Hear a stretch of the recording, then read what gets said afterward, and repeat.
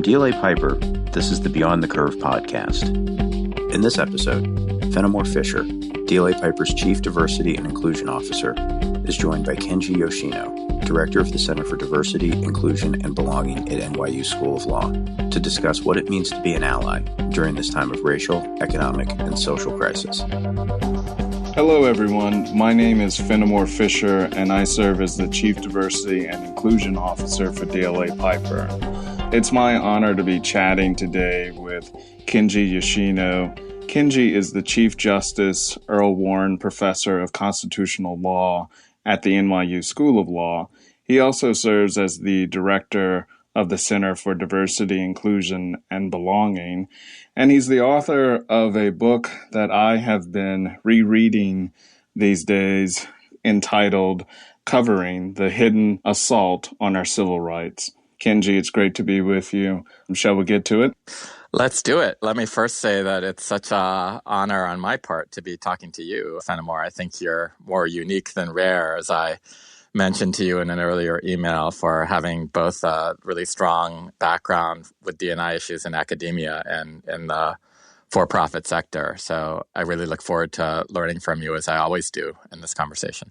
Absolutely. Let's talk about the origins for the center. Why was it established by NYU?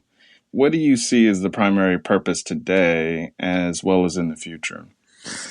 Yeah, so thank you for that. It's a great place to begin, because I think that in this moment where diversity and inclusion issues seem to be exploding on the national and indeed international landscape, we feel quite prescient for having created the center in 2016. And the way that it came about was that I had written this book that you mentioned, Covering, and was doing a lot of speaking and consulting around it. And then at the same time, the wonderful dean of my law school, Trevor Morrison, had just completed a strategic plan survey to figure out what the priorities of the law school should be for the next 5 years. And it's actually a sign of where we are today that even then, when he was engaged in this study, one of the top 3 priorities was diversity and inclusion.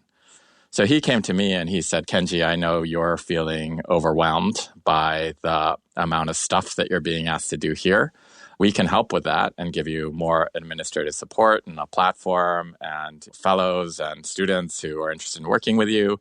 And we actually think that this is a way to burnish the law school's own brand and, more importantly, to drive its priorities with regard to diversity and inclusion. So I have to say, the first person who came to speak at our center was Justice Sonia Sotomayor, and it was literally just a few days after the 2016 election. And it was really like a against all odds story in both directions. I think many people were surprised that President Trump won. And then when Sotomayor came, she was an against all odds story in the other direction, a staunch Democrat and progressive who had grown up in the projects and then found her way to the Supreme Court. And it's fascinating to think about that opening session for the center, because Fenimore literally walked among the students and they were reaching out to touch the hem of her garment, like the old videos of Gandhi that you see, because she represented so much hope for them in that moment. So we've had a really good run. We've been incredibly fortunate over the past 4 years, and we'll be celebrating our 5th year anniversary next year. In terms of what we try to do, we like to think of our work as occurring under 3 rubrics, or occurring in 3 buckets. And the first one is driving interdisciplinary research, both doing our own and pushing out the practical and helpful research of others into the world. And so as an academic institute, we view that to be one of our core missions. And the second one, going back to the conversation my dean and I had, was to help the law school live up to its own ideals of inclusion. As you know from your own experience with organizations, oftentimes organizations live under ideals rather than up to them. And we were really trying to close that gap to help the law school live its stated ideals of diversity and inclusion. And we can talk about specifics if it's helpful. And then the third bucket was really looking externally in a very practical way. And we've engaged in this wonderful journey with DLA Piper, as we can talk about later on in this conversation, but also with other Fortune 500 organizations and with nonprofits in order to help them drive their diversity and inclusion initiatives in a thoughtful, research-backed way. Thank you, Kenji. I want to follow up to at least one of the key points that you made as you brought us through the history of the center. Speaking of the 2016 election, candidly, historically, the majority of our presidential elections have caused deep partisan divides in our country. Do you believe that we have lost as a nation our ability to simply engage in civil discourse? If so, how do we course correct that? Yeah, so let me say, given that we have such a friendly relationship, Fenimore, I'm just going to shoot from the hip and say my posture is often one of despair. So on my bad days, I think we've become way too polarized as a nation. I'm actually going to put my faith elsewhere. But then I hope that I can loop back to a more hopeful place where I am on my better and more resilient days. But oftentimes my reaction is I give up on these discussions on the nation as a whole. And where I withdraw to is organizations where I think there's an incredible amount of hope. So I actually am much more confident that I can bridge ideological divides if I'm working at DLA or if I'm working at my own law school or if I'm working at any organization where you've built up enough cultural capital and trust among the individuals such that there are common projects other than diversity and inclusion that bind people together, that have people rubbing elbows with each other, that have people doing favors for each other, such that you have those deep bonds. There's social science to support this, right? Robert Putnam up at Harvard is a political scientist who talks about bonding capital and bridging capital. And he says we need both. Bonding glue is a super glue that binds groups together. Bridging capital is what allows you to glide across groups, the WD-40, if you will, that allows you to glide across groups that are not like your own. And the reason I think organizations present such a hopeful case is that they have both bonding and bridging capital. Bonding capital is pretty natural, likes like. We all gravitate towards people who are like ourselves.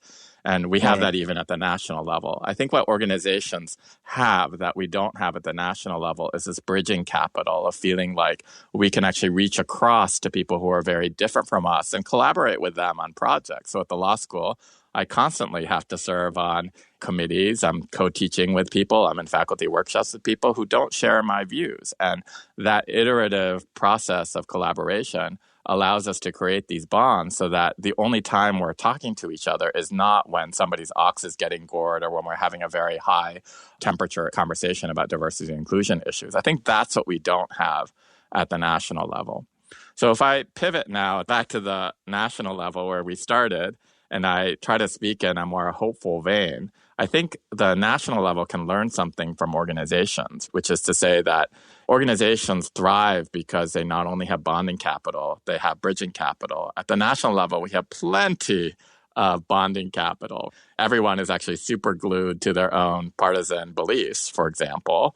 With increasing polarization, that clumping together is going to be correspondingly severe. And what we really need now is the bridging capital, the common projects, the common aim. So whether that's articulating a national ethos of this is who we are as Americans or engaging in a common project. At a time, it seemed like the pandemic would do this. They're saying we are all against this virus, obviously, and so let's stand shoulder to shoulder and transcend partisan divides. So on my good days, I think that we will be able to restore that sense of national unity and that sense of bridging capital so that when our differences really do arise, and we should have frank conversations about those differences, there'll be conversations, not to devolve into cliche, where we can disagree agreeably. That is extremely helpful. Kenji, I also have my challenging days, but I also am driven by the same focus on hope. And really, I'd like for you to talk a bit more about the aspect of bridging capital. Absolutely, every time I talk to you, I learn something new. But I want you to talk about this bridging capital concept in relationship to allyship, because there's a tremendous amount of discussion and dialogue about allyship. So with this global outcry that we have for racial equality and social justice, we are bound to see and are seeing a significant carryover into the workplace. How should employers engage leaders as well as individual contributors to serve as allies. And what does it even mean when we're discussing social justice and we're discussing the impacts of systemic racism on marginalized communities? And certainly the discussion is centered heavily around the African American community based upon the recent and historic senseless deaths. Just could you give us some context there about allyship? Is that something that is a part of Bridging Capital? I think allyship is almost the embodiment of Bridging Capital, at least as we envision it at the center, because we really believe that allyship is a word that is bandied about really freely, as you've mentioned, but admits of many definitions. And the definition that we land on is what we call being an ally to all, that it is this dynamic through which an individual uses their power or their privilege in support of others. And the ally to all notion really derives from the researcher Keith Edwards' really useful three-part model, where it's a maturity curve from being an ally to one to being an ally to some to being an ally to all. So being an ally to one is like one of your proteges, and you just want to get me through the promotion process. You don't see in-groups or out-groups. You just want to help your guy get through. Once I either get through or don't get through, your work is done, and you don't really think about it as being engaged in systems. So that's certainly better than being an ally to none, but it is still at the very, very beginning of the allyship maturity curve. One step above that is where you start to see the bridging capital that we were talking about, because when you're an ally to some, you no longer think about people as individuals. You start thinking about people as members of a group. So you see in-groups and out-groups. So you say, I'm going to sponsor this individual not only because she's my protege, but also because I understand that she's a woman and that women face different challenges than men do in the workplace. And so you're thinking in group-based terms, and you're thinking about unconscious bias, you're thinking about stereotype threat, you're thinking about the canons of diversity and inclusion literature. I always laugh because I see people pivoting in their minds from ally to one to ally to some when they make comments like, as somebody who has a daughter, I believe in women's equality. So Mitch McConnell, I think, said, as someone with 3 daughters, I strongly object to the president's comments when the president made his Access Hollywood comments. And you can expand on that. Some comedian said, as a father of 25 daughters, I finally think that women should be treated like human beings. So we'll take it, right? However you get there, you want to make the pivot from being an ally to one, the individual that you care about, to an ally to the group as a whole. But even that, Fenimore, is not where we want people to end. Where we want people to grow to is really this notion of ally to all. And I think that's where Bridging Capital really finds its fullest expression. So when you're an ally to all, it really means that you are willing to be an ally to anyone, regardless of their demographic characteristics. And that actually includes yourself, so that you actually expect to be the beneficiary of a strong allyship culture. So I'm fond of saying even the most privileged, cisgender, straight white guy is at some point going to lose his age privilege, his health privilege, his status privilege. He's going to lose his subject matter expertise privilege, or so on and so forth. And he's going to be really happy in that juncture that he's built a culture that's rich in allies. So I think that that's where we want people ultimately to arrive. Where that plays out in our current historical moment of thinking about Black Lives Matter and the race relations within organizations is, first of all, I think you make a really critical point that there are these spillover effects. This is now Belle Reagan's work, where she says things that happen in the outside world do actually manifest in the workplace. We like to pretend that there's some kind of acoustic separation between the world out there and our workplace. I think sometimes we're willing to say, oh yeah, there are these spillover effects, like in the work-life balance context, we're willing to acknowledge that workers have a life outside of the occupational context, but those exceptions are few and far between. So what you're pointing out that's really important is that allyship is not just something that we express by going out and protesting in the streets. It's also manifested in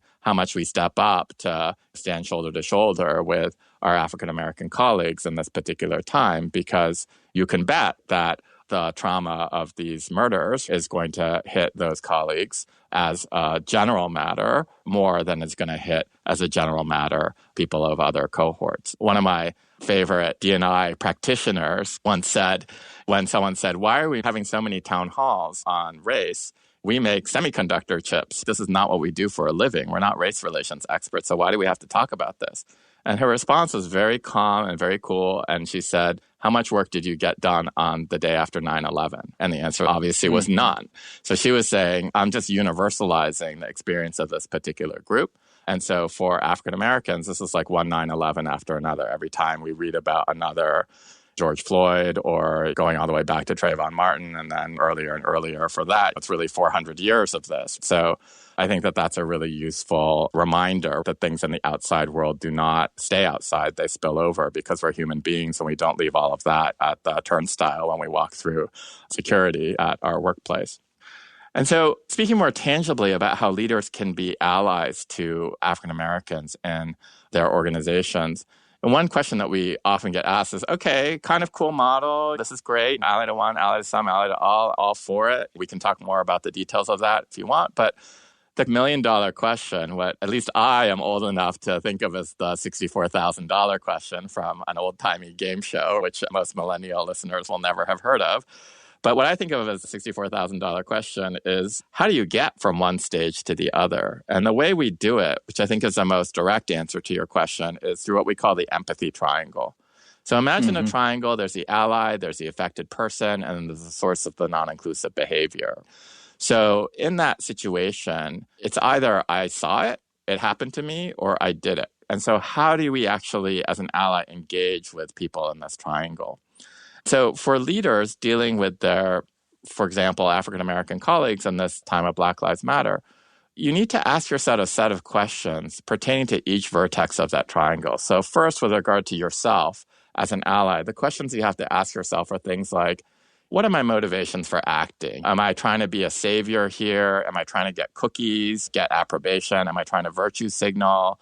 If so, then I might want to rethink whether or not I should be doing this at all, because the spotlight is always going to be on me rather than on the person I am seeking to help, and I could do more harm than good. Second, am I informed enough to act? Do I know enough about the history of racial justice? Have I delved into some of the anti-racist reading lists that are making the rounds so that I actually am not on training wheels when I enter this conversation? But also, and I think really importantly, Fenimore, am I informed enough to act about a particular scenario that's unfolding in my workplace? Too often, I think we jump in when we think that we see racism without actually exploring it. Or too often we dismiss allegations about racism as not being real without actually sitting down and saying, do I have all the facts? Am I informed enough to act in this context?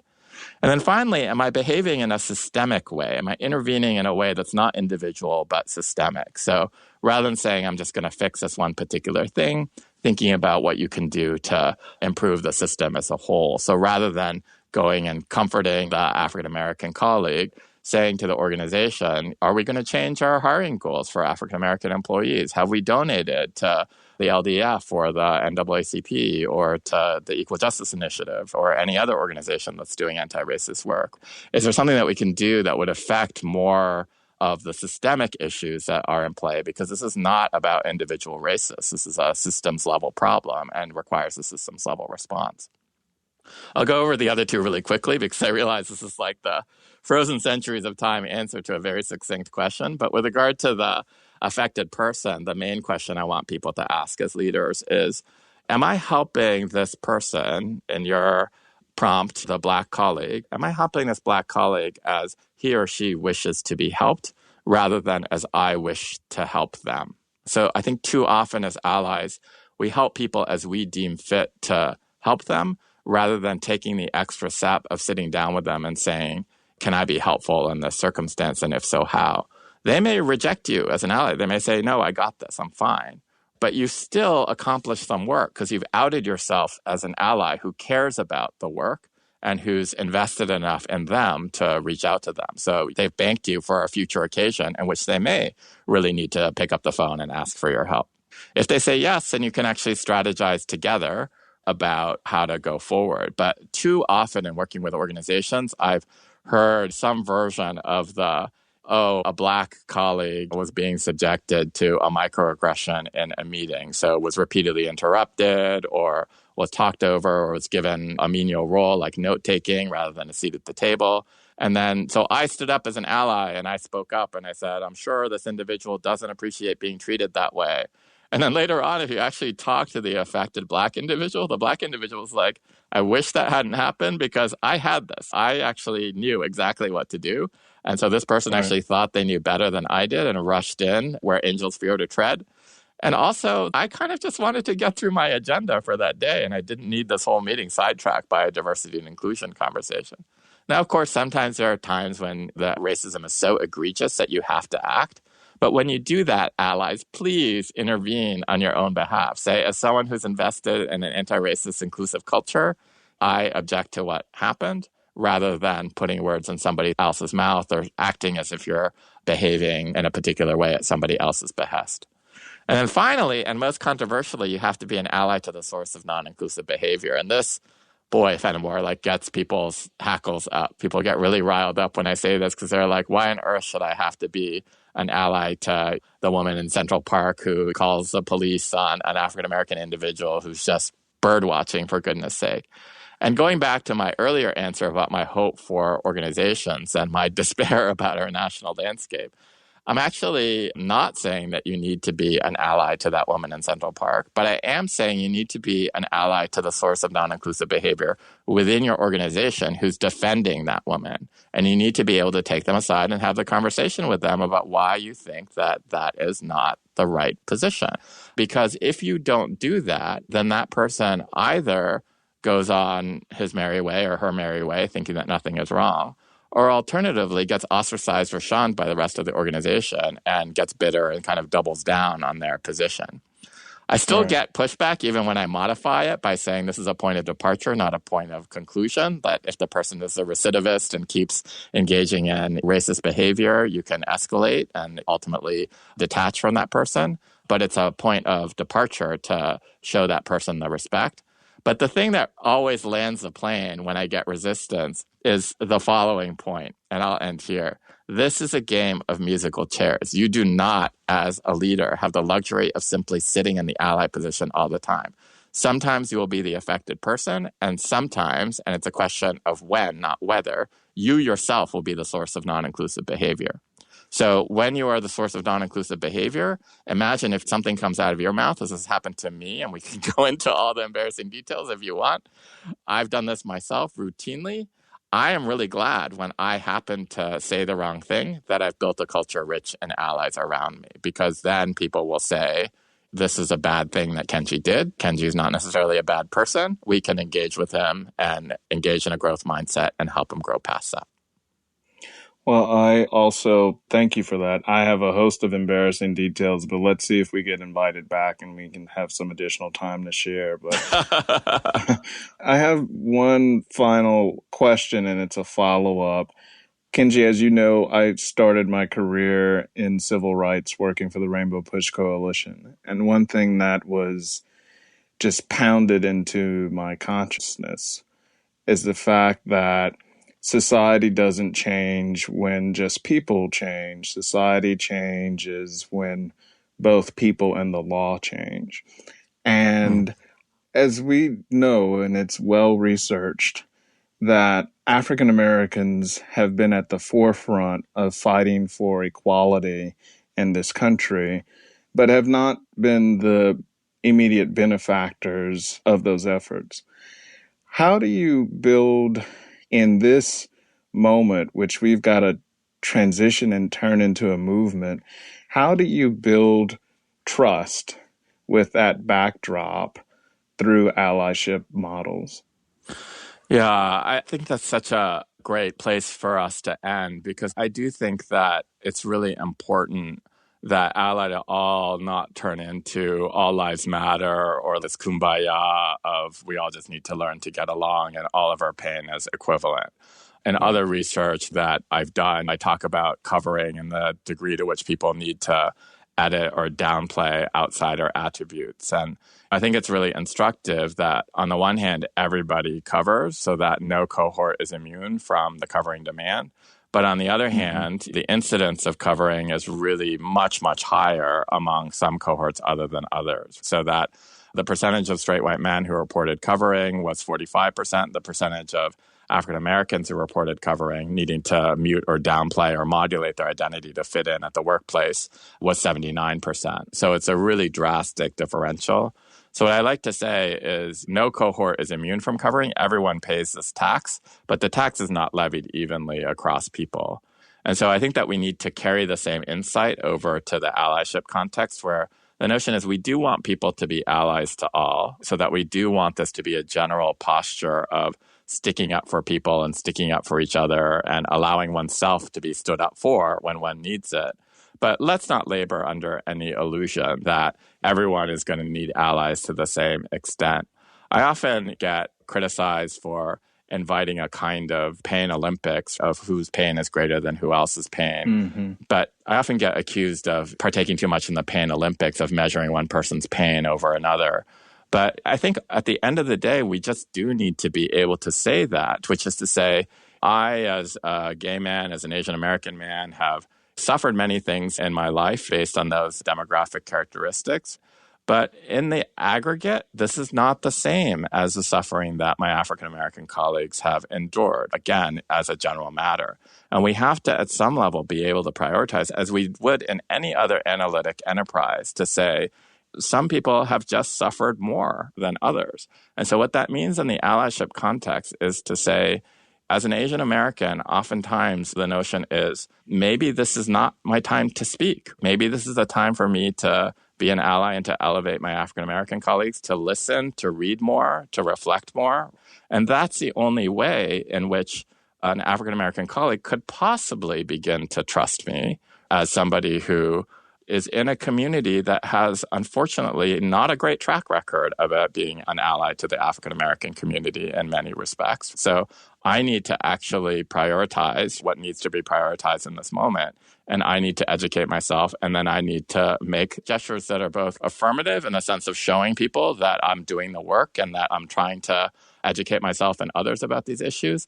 But I also need to do the work that seems so passive, but which is just as important, which is the really important work of listening, of saying, this is actually not a time for me to speak. It's actually a time for me to listen. And if I can land the plane on that, I was recently at a board meeting and I was told to check my privilege. And I had a really kind of unpraiseworthy reaction to that, Fenimore, because my reaction was, it was an African-American woman who was challenging me on this. And my initial reaction was, you're casting me as like all lights have turned green for me all my life. I actually grew up as a gay kid, believing that I would never get married, believing that I would never have kids, believing that I would go to hell. So did you grow up with that?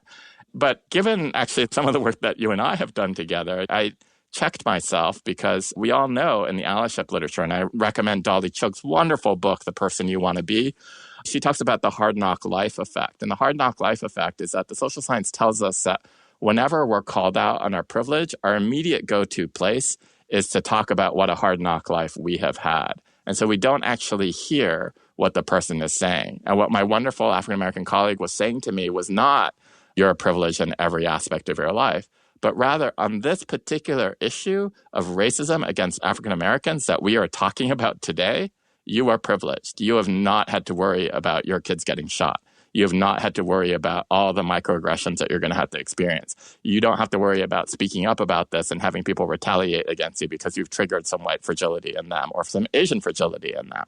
So I realized that this was really a moment where I just needed to sit in my own discomfort and eat it, and to say, look, this is a moment of incredible fragility for me. I'm having the hard knock life response. I really need to approach this both empathetically and analytically and understand that what she is saying is not what I'm reacting to. If I were truly to listen, I would understand that what she is saying is not you are privileged in every dimension, but rather you are privileged in this dimension, and you need to listen as I explain to you how you are privileged in that dimension. And I think we all need to do a little bit more of that.